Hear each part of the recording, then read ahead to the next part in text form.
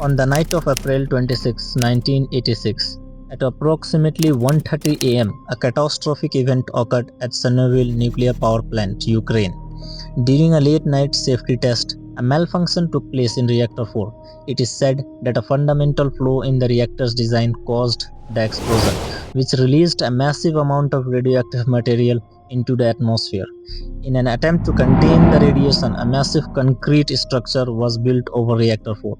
Later in 2016, a more advanced structure known as the New Safe Confinement was built over it, designed to seal the public from the radiation of uranium-238. The nearby city of Pripyat, once home to thousands, was immediately evacuated. To this day, it remains abandoned, a haunting reminder of the disaster. However, the story does not end there. Protective structures age, and over time they require reinforcement and replacement.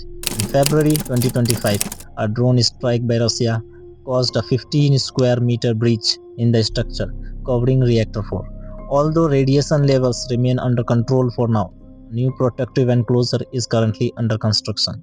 This tragedy reminds us that war not only brings destructions in the present, it also endangers the future and reawakens the dangers of the past. Did you know that a similar gas tragedy occurred in India as well? Let us know in the comments.